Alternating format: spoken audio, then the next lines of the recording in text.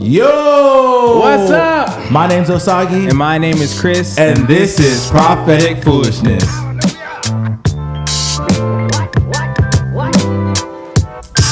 What's up? Welcome back. Hey. Welcome one, welcome all. Yo. So listen, if this is your first time here and you don't know what's going on, this is Prophetic Foolishness. You know what I'm saying? Like, those of you who've been rocking with us, shout out to the Prophetic Foolishness fam. Shout out, first and foremost, that's the close-knit people. And if you want to get a part of that, listen, it's important. You got to follow the podcast. You got to be listening. You got to be up to date. You got to know what's going on. You got to. So the Prophetic Foolishness fam, we got to give y'all love first and foremost. Love all over the world. You know what I'm saying? We love y'all. This is what we do here at Prophetic Foolishness. We keep our ears down to the streets. You know what I'm saying? And we serve consistent 5-course delicious dishes of discussion every single week. You're gonna get a 5-course meal, bro. So if this is your first time, Krys, you know what I'm saying? They want to know, who are we? What's Prophetic Foolishness? What we do here? So this is Prophetic Foolishness, where we talk about uncommon topics that might engage with the common person and give them a space to challenge societal norms. Man, and that's what we do here, man. If you've been rocking with us season 4 so far, man, we've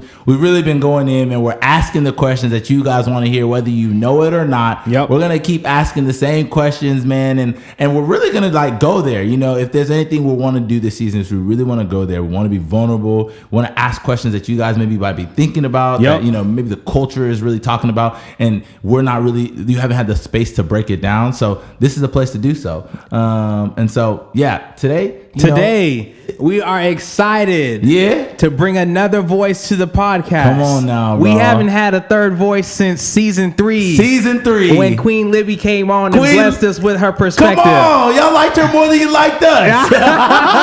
So today we bring you another special guest, our homie, none other than Juhan Kim. What's up, Juhan? Say what's up to the pod. Who are you, Juhan? What's up? My name is Juhan Kim. I am from Denver, Colorado. I gotta represent. Yes, sir. They're in the playoffs this year. That's how it is. And I'm a local pastor here as well. Come on. And church planting. And boom. That's kind of who I am. Yeah. And, man, I thank you guys for bringing me on. For sure, bro. For sure. We're super excited to have you here, bro. First yellow skin in the basement. Here you go. I don't even know where that's from. That's from NC Gin, BET Fridays. You know who he is? Oh, BET BET Fridays. BET Fridays. First Asian brother. That's BET Fridays. Hey, so you an OG. You showing your age out here, bro. You showing your age. LOL, bro. But listen, bro. Big shout out. Thank you for blessing us with your presence here at the podcast today, man. I definitely think it's not only timely, but relevant to have you on the podcast and really have your voice, your personality, all that, bro. Your perspective for sure, seeing that this month is AAPI month. So what is AAPI? You know what I'm saying? So AAPI, I mean, it's Black History Month, but for Asians. I mean, y'all got a whole month. Come on. So I mean, we got to learn about life from the Asian perspective this month. At least think about it. So yeah, bro. I appreciate y'all for sure. Giving this perspective. Yeah. If anything, man, at this podcast here at Prophetic Foolishness, we definitely want to give voices to the people who might not get the same voices, or give opportunity to use this platform to bring awareness, or give voice, or conversation, like we keep saying, conversation starters that are needed, well, however serious or ever not serious, man. And so, but all the things that might challenge societal norms, and this being one of them. So. Exactly, bro. We ain't even started yet.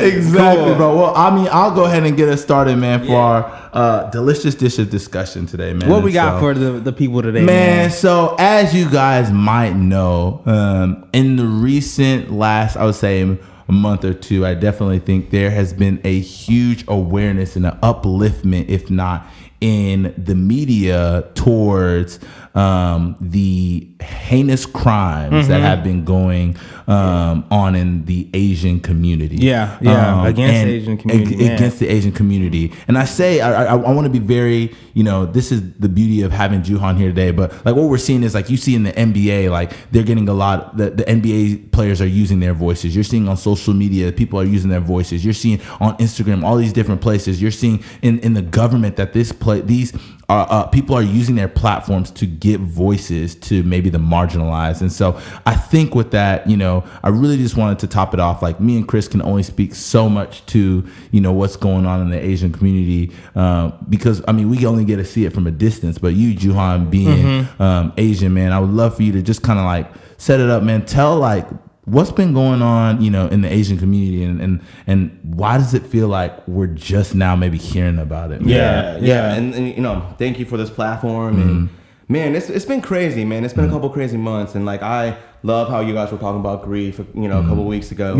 Understanding that grief, and in a lot of ways, I feel like that's what's happening in the Asian community. It's like we're going through a grieving process because what's happening in the nation, for sure, because of COVID and the blame that Asians got from people saying that it originated in China. And man, it's crazy because like we in Atlanta, you see like this guy shooting up a place, and that might not have been a racial thing, but it was still some stigma. We can get into that and chop that up in a little bit, but man, it's crazy because we see in from San Francisco and New York, like the elderly are getting attacked. For sure, And like that's my mom. That's my grandma. Your grandma, and it's cowardly because they're like hitting them from behind, stomping on them, and people are just watching, the elderly. All this unfold. Do you feel like this is something that is new, or do you think that this is something that has been going on in the Asian community? And that's a good question. I mean,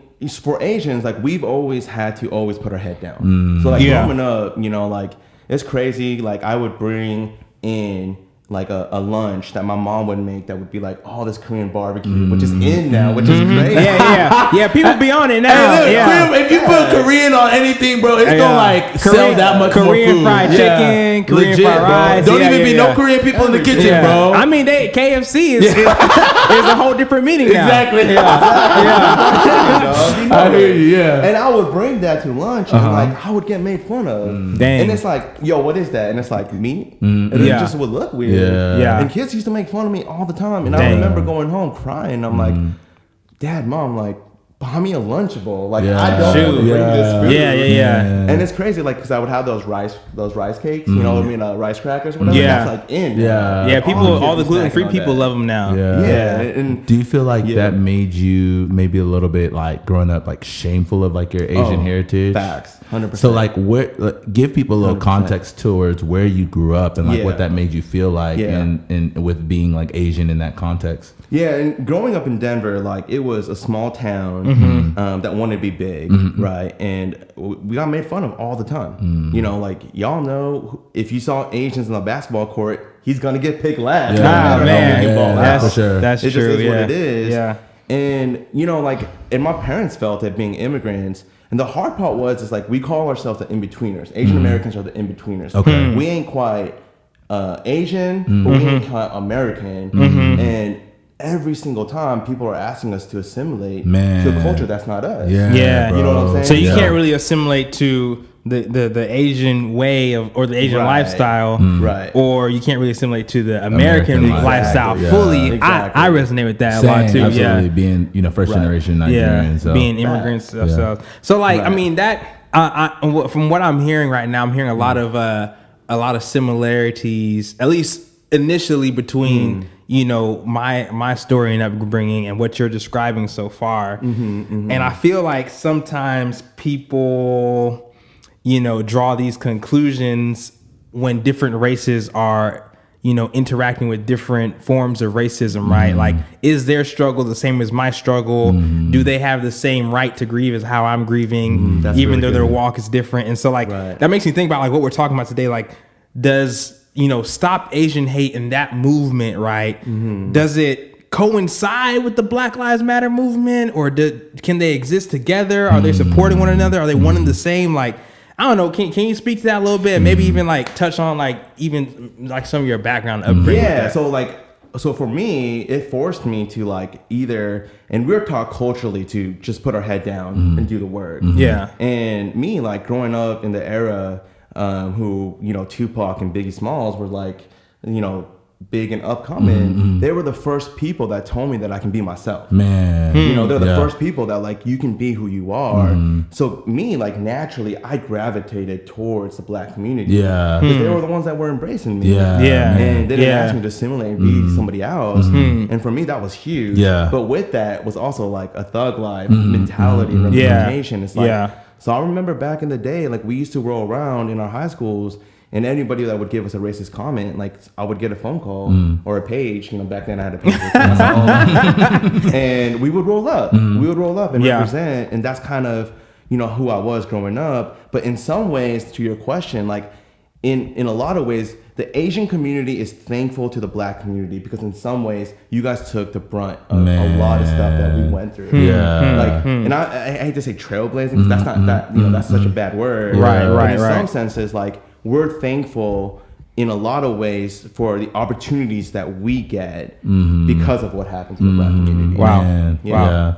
I think you bring about just like a really dope point in that, especially when it comes to like the Black Lives Matter movement, because a lot of like, when it comes to like civil rights, a lot of the civil rights reform we see in this country was on the backs of Black people, you know what I'm saying? When you see like women's suffrage and like all these different things were like on the backs of Black people. Like basically every group of people that like went forward for civil rights basically modeled kind of like the Black people during the civil rights movement, you know what I'm saying, for a large portion. And so I think one of the, so I heard kind of like to Chris's question, a lot of there's, you know, as much as we want to believe maybe there's been like kumbaya with like, you know, when the Black Lives Matter movement, I know for myself, I felt my Asian brothers and sisters kind of cling and go like, hey, like, we're with you guys. But I know it wasn't all Asian people who were like that. And maybe similarly, like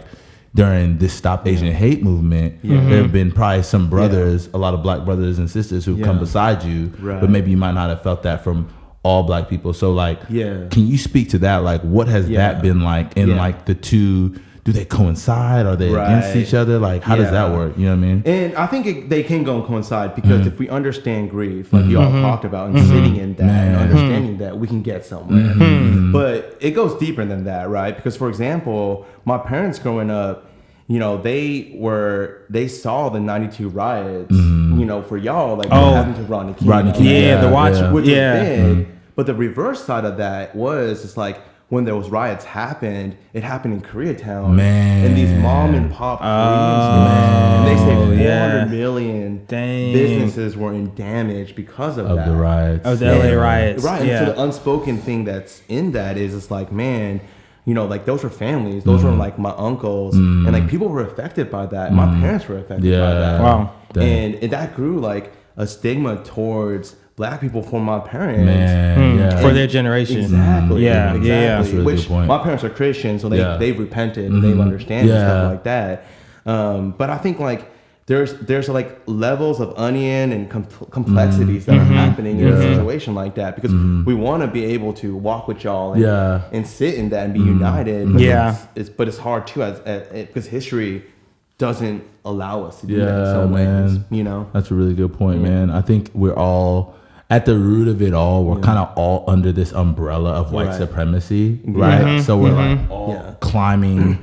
You know, essentially almost like crabs in a bucket at times, right? It's like we're all a product thereof of like the supremacy of like living in like a white society, if that makes sense. And so I think I guess maybe some of like personally my frustration, I don't want to say frustration was like, you know, with the Black Lives Matter movement, right? There was so much pushback from like white, to be honest, like white people were like, well, all lives matter, or well, the all lives matter, this or blue lives matter, like you know what I'm saying, like or this, and like it felt like when we were just trying to be like, hey, we're trying to get a voice for ourselves, that you know there was so much pushback, but I feel like with the Stop Asian Hate, like everyone's like, cool, like I'm with it, you know what I'm saying? So much so there was legislative bills that were passed. It was quick. It was quick. And not to negate, please, like I don't want to be ignorant, like not to negate that there are still present struggles and ignorances and egregious acts still happening to Asian brothers and sisters all across this country. But I felt like there wasn't as much pushback when it came to Stop Asian Hate. And it could, and I think for some of our black brothers and sisters, it was kind of frustrating to be like, man, like this is another oppressed group. Y'all ain't have beef with them like y'all had beef with us. That's true. You know what I'm saying? That's true. And so I think that's where the question is like, what differs from the two, and like why are there two different responses towards Asian hardship and heartache towards like, or like an Asian Lives Matter movement versus like a Black Lives Matter. You know, and it's rebranded. And also, I think it's important that I love that they came with their own name. It wasn't like on the backs of like, you know, Asian Lives Matter, but like Stop Asian Hate. Sure. So it has so much more power. It was on its own like training system. You know what I mean? Interesting. And it's crazy to think about too, because I think like this is the first time I feel like Asians are getting a platform and a voice. Yeah. You know what I'm saying? Yeah, like, for sure. And we feel like we've never had a voice. Yeah. Like if you look in Hollywood, like nobody speaks up for Asians in a lot of ways, but like what main character do you know besides Jackie Chan and Jet Li played a major role in a movie? Yeah. You know what I'm saying? Yeah. It's just not there. And I understand that in a lot of ways. And man, I don't know. That's an interesting question though, right? It's like, because we did get a lot of things passed, and you know there is movement there. But in both sides of things, it's clearly not there. Facts. It's clearly not there. And it's, I mean, even as we're talking about this, I'm thinking like, you know what? A lot of this has to do with the caricatures that have been painted by the dominant society here in America, right? Like if we think about the caricature of a black man who a lot of this BLM movement, like George Floyd's death, the death of his anniversary, the anniversary of his death was just a few days ago. And so as I think about that, the caricature of the black man in America is that, this person is dangerous. And so oftentimes that's met by a lot of force. And so you see the expense of a lot of black lives at the hands of the authorities. When other groups are not met by the same or even a proportional amount of force in some of those same situations. But now I think about like the caricatures of, you know, Asian Americans are not the same, and so it's interesting to see that, or to observe that to tear down the systems that would be oppressing Asian lives as we see today. I feel like it's not attacking the powers of white supremacy as the Black Lives Matter movement did. I see what you're saying. And I almost feel like that the caricatures of Asians, I mean, are like, you know, hey, Asian people are smart, Asian people are, you know, family oriented, they are work hard, career builder, business owners. And so I don't like the dominant culture doesn't feel a threat, or they don't feel in danger, so they don't feel the need to take their life. But also some people say that Asian people are weak, and so now they're being targeted or attacked. And so like, I don't know, it's just an interesting dichotomy, and I feel like people are okay with supporting Stop Asian Hate because it doesn't really affect their day-to-day way of life. And that's a good point, bro. And I think like if we're going to solve everything or understanding things, I was listening to a podcast, and this is like a glimpse in the start of things. It's like, I think people are bad at understanding the narrative. You know what I mean? Like, and what we need to do is we need to listen to one another and be able to understand the narrative. You know what I'm saying? So that's good. I think in a lot of ways that's what's not happening because we live in a consumeristic world where we don't want to do that. You know, we don't want to understand the narrative. And like that's the beauty of what even this cast is representing, because it's like, well, you know what, let's understand some of that narrative and have that conversation. Man, that's good, bro. You know, let me ask you a question, Juhan. Did you feel like, and I want you to get like really granular here, but did you feel in the Stop Asian Hate campaign or movement, like did you feel support from the black community? Yeah, that's an interesting question. So I think, you know, again, I'm not a representation of all Asians. You know, I think I'm a little different. Culturally, I'm different. You know, I have a lot of, you know, black friends and that who I can relate with and who can call me. So you guys know, you know, our Pastor Tory, like when all that stuff came down, he was the first person that reached out. I'm like, hey, bro, you doing all right? Wow. And, you know, that meant a lot to me. Because they can relate, he can understand. And man, I think that's an interesting ideal. And I relate in some weird ways because it's like, like I always hear my black friends telling me that, oh, my parents had to talk. Yeah. And we ain't talking about sex. We ain't talking about that. Facts. Okay. So what does that mean? What's that talk? The spare your life talk. Yeah, like the come home safe to me talk. Exactly. Yeah. And I think like this is the first time that I actually thought about like, oh man, maybe I need to have that with my son. And by what's happening here. Yeah. So in that way, I did feel support because who else can relate to that? Yeah. You know what I mean? Who else yeah. can relate to that in some ways? Like, call my black friend and be like, yo, like, what did that look like? What is that process? Yeah. And, when he was telling me, but one crazy thing is like, it's different too, because right now what's happening to our parents, like that's something that he never really thought of. And it's like, man, do you think about like your mom or your dad going out for a walk? Yeah. Like something's going to happen to them. Yeah, wow. And for me, like I was like, dang, that's a good perspective. Because my mom was visiting and she goes on for these walks, and it crossed my mind every single night. Like, is something going to happen to her? Yeah. You know what I mean? But I was able to relate with him. He was able to relate with me. Wow. And the thing that I appreciated, like, he didn't like preach nothing to me. Yeah, man. He just like sat with me. That's a good word, bro. You know what I mean? And he was like, man, it sucks. Yeah. Wow. And I'm sorry. And without even saying much, he was able to relate to me in ways that I feel like a lot of people can't. Wow. And so in that way, I felt like there's a narrative that even without words that was being said, for sure, that united us in beginning to understand what was happening. Man, that reminds me of this phrase that I learned maybe from one of my old mentors or something like that. And basically it says that like strengths breed competition, but pain builds community. Wow. Because everyone can identify with the struggle in some way, shape, or form. And so, I mean, that what you said strikes a chord with me, because I feel like what was happening in that conversation that you were having is that there are two similar types of pain, and that was uniting two people groups. Where there might not have been that strong connection before. A little different. And I'm not saying it's the same. Like, not the same, but it's still, you can similar. If you can identify with that pain, there's a community built there where it's like, yo, like I can empathize with what you're going through.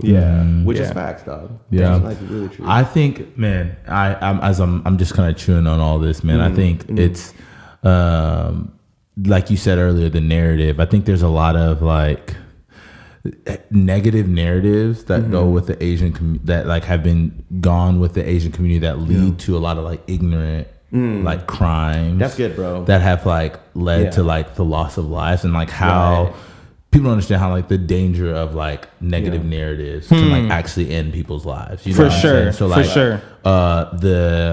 the over masculization or like the over endangering of like black men, we've seen how like it can like take the lives of like our brothers who just look like us, you know what I'm saying? Right. Similarly, one that I know happened in I think Atlanta was like the over sexualization of Asian women. Oh, you know for sure. And like how media has played into this, and like with movies and in shows and whatever the case may be, that it's now been forced that like Asian women are like seducers or like over sexualized, or they're items to be possessed. Exactly. And how dangerous, how dangerous, how painful, and how hurtful that can actually be to the Asian community. And that was a big thing, because I felt like a lot of people were saying it's like it's not a race thing. And like I was talking to my wife Christine, and she was like, how is it not a race thing? Absolutely, right? Like he's over sexualizing women. And the language that's being used there is like, I want to get rid of my temptation. So bring a little clarity. Sorry, I don't know if everyone knows what happened in Atlanta. What happened in Atlanta? What took place? So this guy, I forgot even his name. But he was trying to cleanse himself from the temptation of pornography and what that represents. So he went to this like massage parlor and just shot up the place. And I think like 6 women passed away from that. I think his pornography addiction was towards, he watched a lot of like Asian oriented pornography. And I remember talking to Christina. I was like, man, Christine's his wife. Just and she was saying like how hard that was. Yeah. Because it's like, man, what does that mean? Because I think in a lot of ways, when you think of Asian women, you think of someone that's submissive. You think of somebody that is well-mannered and all these different things. And like Asian women are over-sexualized, and like she felt like she didn't have a voice. Man. Because people were saying that it's not a race thing. And it's like, no, how is it not? Yeah. And I remember like, man, that was hard for her. Yeah. It was like really hard for her to process that and go through that. And I was like, man, that's like it really was hard. Yeah. In a lot of ways. Yeah, that's really good. Yeah. I guess going forward, man, like with in the topic of this, I think the beauty of this podcast or even the beauty of like platforms is like you're actually finally bringing discussions to the table. Facts. That people sometimes either have in the back of their heads or don't have to face head on. So now it's like, look, the dish is on the table. Where do we go from here? Now that you have people's attention, you're like, look, we have brought light to this. Right. Where do you think we go as a people to continue to like stop Asian hate, but to like shed light, if that makes sense going forward? Yeah. And I think like, I want to read something like an article that I kind of like came up with. And I saw this, and someone was writing about this on, the Gospel Coalition was saying how, for them, this was an Asian woman saying that like throughout scripture, why she relates to scripture and the narrative of God and Christ is that, you know, she feels like God sees her, right? And she uses the example of Hagar, who is somebody that was like thrown out in a lot of ways, Abraham's mistress or you know, someone there. And it says like Hagar praised God for being a God of seeing, is what Genesis 16:13 says. And then Jesus like uncovered the shame of the Samaritan woman at the well, where she didn't want to be seen, but Jesus went out of her way To see her. to go see her, which was huge. And we see that throughout all things, and what Christ represented, and even the religious outsider who was a Jew, who was an outsider, but was had this was bleeding, like literally. And what did Jesus do when she was healed? Was the first thing he said was daughter, and re-identifying with this person. And I think like in a lot of ways, like that's kind of where I feel like what people need to do is like we need to see each other. Man. Right? And why I'm Christian is because I felt like God saw me. Like where I felt like my identity was not quite, again, in betweener. I wasn't quite, you know, Asian. I wasn't quite American.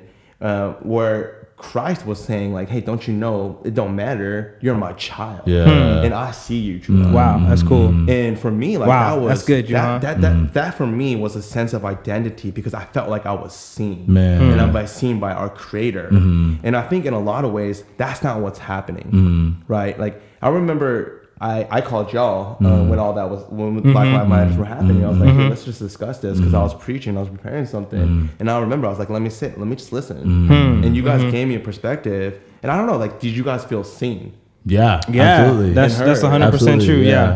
It reflected in my sermon that I was preaching. And I think like that's what needs to happen. It's like, man, we need to understand the narrative, see each other, hear each other, and grieve together. Man, wow, come on, bro, that's so good. That's good. That's good. I know this ain't, you know, you dang near gave. If this was a sermon, bro, you can use it again. I know you can use it again, bro. Our podcast, right? We're here to discuss these uncommon topics that will challenge societal norms, and so I'm thinking to myself, like, who can I be having this conversation with, right? Like, who should I be having this conversation with, or like, I don't know. I'm thinking about my Asian friends that I know that I could.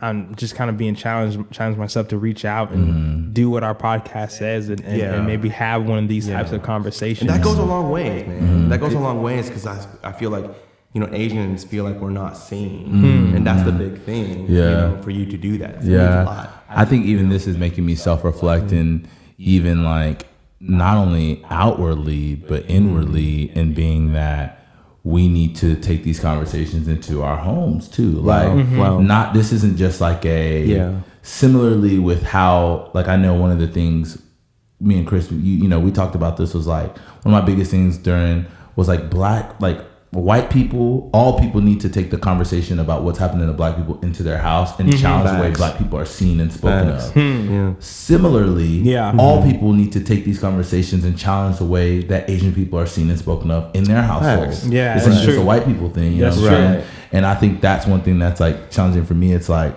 you know, growing up in whatever household, I can be pretty vulnerable in a Nigerian household. Like, Asians were not always honored. They were honored in the ways that, like, in the positive, like, oh, they're great students, or hey, like, hang around Asian kids because they get like really good grades. Smart. They go to Harvard. You know what I'm saying? But like, there's like even just the small negative connotations that like can be implanted have like shockwave generational effects. For sure. I mean, even like thinking what you're saying, Osagie, like it's important to have those conversations because I'm reminded of a quote by MLK. He said, injustice anywhere is a threat to justice everywhere. Right. And so if we're allowing injustices to even exist in the way how we live our lives, or we're not addressing those injustices, I think it's a threat to our own pursuit of justice. So man, if anything, and if you guys are listening to this, man, I challenge you to don't just leave this here.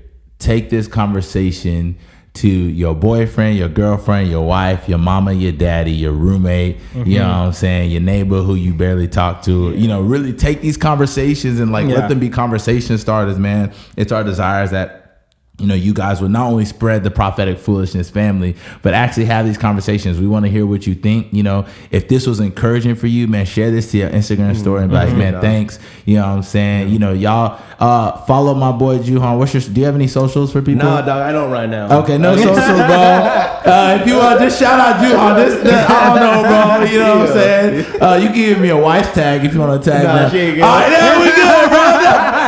There's no way to find him. Just DM us. DM us if you want to find him, bro. At Prophetic Foolishness. At Prophetic Foolishness. We'll show him next time we see him. Just bring it back on the cast. Hey, no problem, bro. But for real, man, keep rocking with us, man. Like, I promise you, this is just the beginning of season 4, man. It's only going to get better from here, man. We're having the conversations, delicious dishes of discussions from top to bottom, man. For sure. All heat, you know, all flames, hot chicken coming straight out the grease. All gas, no brakes. KFC, you know what I'm saying? Korean fried chicken today, bro. But man, we appreciate you, Juhan, man. You guys keep rocking with us. Follow us on all our socials: Instagram, Spotify, YouTube, Apple Music. Man, share this with a friend. You guys share it to your Instagram stories, share it to your Facebook. This is how more people join the Prophetic Foolishness fam. It's how y'all get the conversation started. Get the conversation in the comment section. Post, you know what I'm saying? Put what you got to say. Say it with your chest. Also, go to our Instagram. If you want to call in, we have a phone number.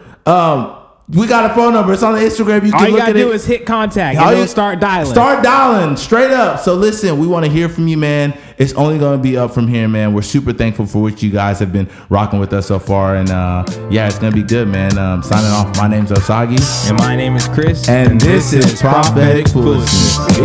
Peace.